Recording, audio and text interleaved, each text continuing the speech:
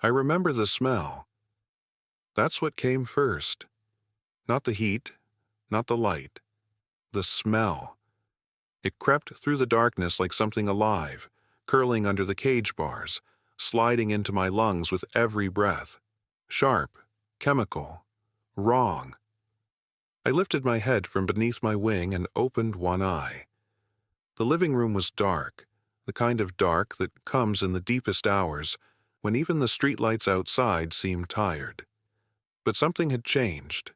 I shifted on my perch, talons gripping tighter. My humans were asleep. Barbara in the bedroom down the hall, Larry beside her, and the little one, the granddaughter with the soft voice who always sang to me. She was in the smaller room, curled beneath her blankets. I could hear their breathing, slow and steady, the rhythm of sleep.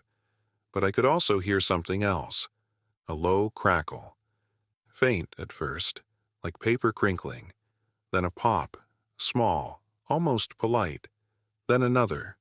I cocked my head, trying to place the sound. It was coming from the kitchen, the room where Barbara would hum in the mornings, where Larry would shuffle in his slippers, where the toaster would click and the kettle would whistle. Now, there was only that smell and that sound. Let's simplify this concept. My instincts were older than words, older than cages, older than the walls of this house. Something in my chest tightened. Danger. I didn't need to understand it to feel it. I flapped my wings once, twice. The cage rattled softly, but no one stirred. The smell was getting stronger. I wasn't always Louie. Before this house, before Barbara and Larry, before the little one with the braided hair, I was just a bird in a pet store, one of dozens in a row of cages, chirping and squawking and mimicking the sounds of fluorescent lights buzzing overhead. I learned words there. Hello, pretty bird, cracker, the easy ones, the ones humans repeated without thinking. When Barbara first saw me, she pressed her finger to the glass and whispered, "You're perfect." I didn't know what perfect meant then. I just knew she came back the next day, and the day after that. And then one morning, she opened the cage, and I stepped onto her hand. She named me Louie. In their home, I learned new rhythms, the sound of Larry's laugh, deep and rumbling like distant thunder. The little one's bedtime stories, read aloud in a voice that rose and fell like music. Barbara's footsteps in the morning, always the same pattern. Kitchen, coffee, cage. She'd peek through the bars and say, "Good morning, Louie," and I'd bob my head and repeat it back. "Good morning." I learned the shape of their days, the hum of the refrigerator, the creak of the front door, the way the house settled at night, groaning softly as the temperature dropped. I learned their voices, not just the words, but the tones. The difference between Barbara's "come here" when she was happy and when she was tired. The way Larry's "hey buddy" could mean good morning, or I'm proud of you, or I see you. I learned the word love without ever being taught it. Because love wasn't a word in this house, it was the way Barbara would let me perch on her shoulder while she folded laundry. The way Larry would scratch the back of my head until my eyes half closed. The way the little one would press her face to the cage and whisper, "You're my favorite, Louie. Don't tell the dogs." I didn't tell them. But that night, February 3rd, 2020, I would have to tell them something else. The crackle grew louder. I gripped my perch and stared toward the kitchen. The hallway that led there was dark, but now, just at the edge of my vision, there was a faint glow. Orange. Flickering. It danced against the wall like a living thing, casting shadows that twisted and stretched. And then I saw it. Flame. Small at first, no bigger than a candle. It licked up the side of the kitchen door frame, tasting the wood, testing it.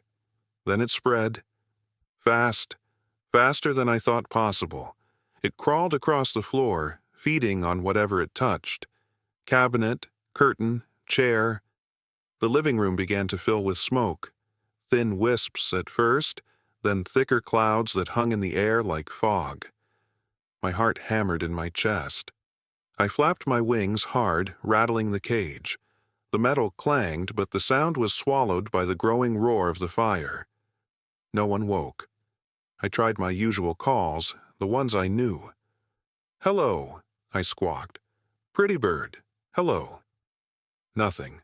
The smoke was rising now, pooling near the ceiling, curling down toward me. My eyes stung.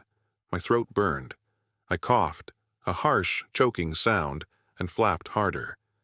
The cage swung on its stand, tilting dangerously, but still, no one came. The flames were in the living room now. They reached across the floor like fingers, blackening the carpet, consuming the coffee table, climbing the curtains. The heat pressed against me, suffocating and relentless. I could feel it through the bars of my cage, radiating like the sun on the hottest day, but wrong. So wrong.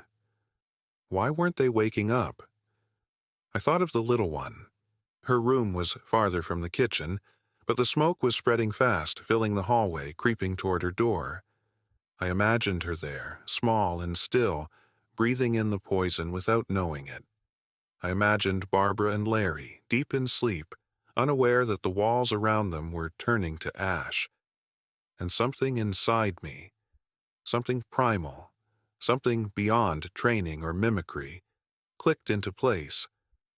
I opened my beak, and I screamed. Not a chirp, not a squawk, not hello or pretty bird, or any of the words I'd been taught. I screamed a word I'd never said before, a word I didn't even know I knew. Fire! The sound tore out of me, raw and desperate. It echoed through the smoke-filled room, cutting through the roar of the flames. Fire! Fire! I screamed it again, and again. My voice cracked, my throat burned, but I didn't stop. I couldn't stop, because somewhere in that house, my family was sleeping, and if I stopped, they might never wake up. Fire! I don't know how long I screamed. Seconds, minutes. Time dissolved into smoke and heat and the sharp chemical burn in my lungs. My wings beat against the cage bars, my talons scraped the perch, and still I screamed, "Fire! Fire! Fire!" And then, finally, I heard it. A gasp. Footsteps. Rapid and uneven, stumbling through the smoke. Barbara appeared at the edge of the living room, her face pale, her eyes wide with horror. She stared at the flames spreading across the floor, at the black smoke billowing against the ceiling, at me, small and frantic in my cage, still screaming. "Larry!" she shouted. Her voice was sharp, cutting through the chaos. "Larry, wake up! Fire!" She ran back toward the bedroom, and I heard more footsteps, heavier, slower. Larry's voice thick with sleep and confusion.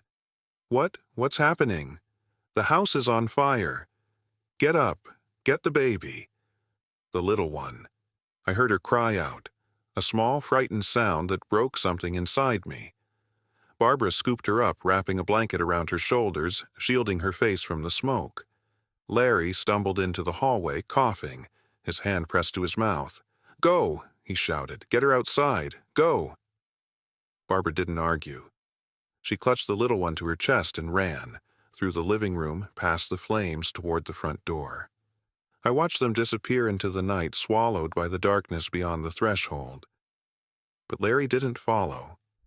He turned back. "Larry, no!" Barbara's voice came from outside, distant and desperate, but he was already moving, stumbling through the smoke toward the kitchen.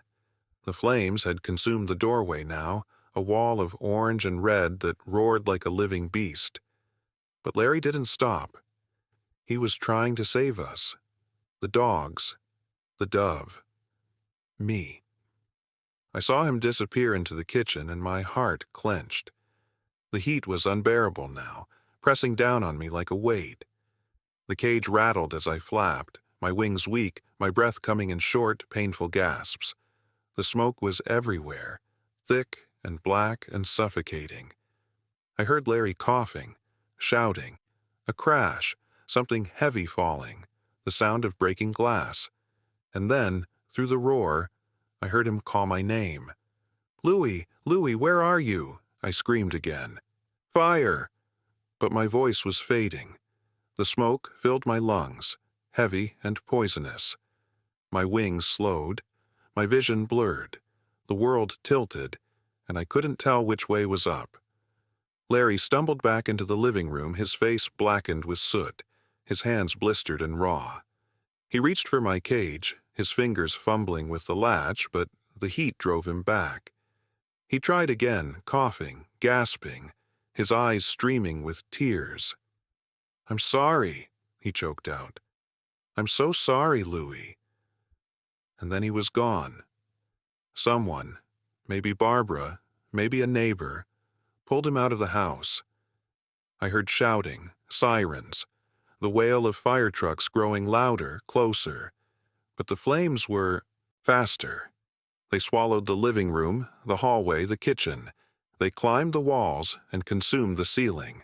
The cage grew hot beneath my talons, and the smoke pressed down, down, down. I closed my eyes and I thought of them. Barbara's smile, Larry's laugh.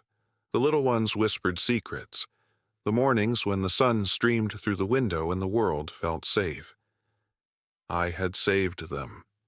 That was enough. I don't remember the pain. I remember the light, bright and warm, but not burning. I remember the way the smoke seemed to lift, dissolving into something softer, something peaceful. I remember the sound of wings, not mine, but others, countless and distant, calling me home. And then I was above it all. I saw the house below, engulfed in flames. The firefighters spraying water, their voices sharp and urgent. I saw Barbara on the lawn, clutching the little one, her face buried in the child's hair. I saw Larry being loaded into an ambulance, his hands bandaged, his chest heaving as he struggled to breathe. I saw them alive, and I understood. The science of what I did is simple, really. Parrots, my kind, African greys, budgies, cockatoos, were mimics. We learn by listening, by repeating, by connecting sounds to meaning. We don't understand language the way humans do. We don't form sentences or reason through grammar. But we understand context. We understand emotion. We understand danger. Somewhere, somehow, I had heard the word fire. Maybe on the television late at night when the news played footage of wildfires. Maybe in a conversation I wasn't supposed to hear. Maybe in a dream, whispered by instincts older than words. I don't know. But when the moment came, my brain made the connection. Heat, smoke, danger, fire, and I screamed it. Scientists call it learned vocalization. They say parrots can associate words with situations, especially in moments of stress or fear. They say, we're remarkable for our ability to communicate across species lines, to bridge the gap between our world and yours. But I don't think it was just learning. I think it was love. Because love doesn't need a dictionary. It doesn't need grammar or syntax or meaning. Love is the little one's laughter. It's Barbara's gentle hands. It's Larry's tired smile at the end of a long day. Love is the word you scream when everything you care about is in danger. And I loved them. The aftermath was harder for them than they let on. Larry spent days in the hospital. His hands were badly burned from trying to fight the fire, from reaching through the flames to save us. He had second-degree burns and trouble breathing. The smoke had damaged his lungs. Barbara told the reporters later that she thought she was going to lose him, that she didn't know how she'd live without him. But he survived. The little one, whose name was Caitlin Rose, though I always just called her the little one in my heart, she was shaken but unharmed. They shielded her from the worst of it, carried her out into the cold February night before the smoke could reach her. She asked about me later, Barbara said. She cried when they told her I was gone. The house was destroyed. Everything they owned, gone. Photos, furniture, memories. The dogs didn't make it. The dove didn't make it. And I didn't make it. But they did. And that's what mattered. The community rallied around them in the days that followed. People donated clothes, food, money. A man from Brookside condominiums, a stranger, someone who'd only heard their story on the news, offered them an apartment, rent-free, for 3 months. He gave them a place to rebuild, a roof over their heads when everything else was ash, and he gave them something else. A baby parrot, 2 months old, green and bright-eyed and full of life. Barbara named him Louie Jr.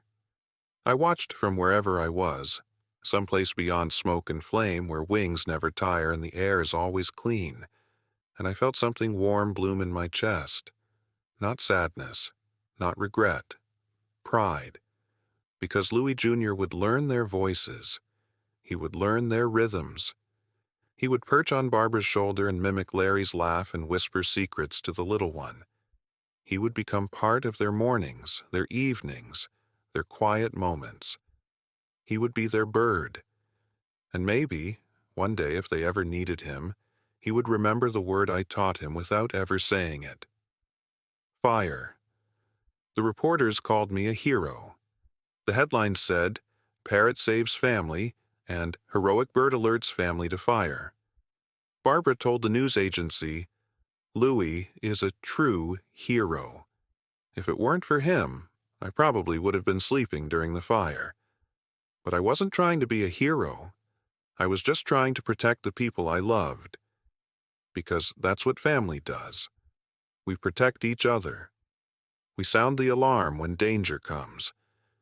We scream into the darkness even when our voices crack, even when we're scared, even when we don't know if anyone will hear.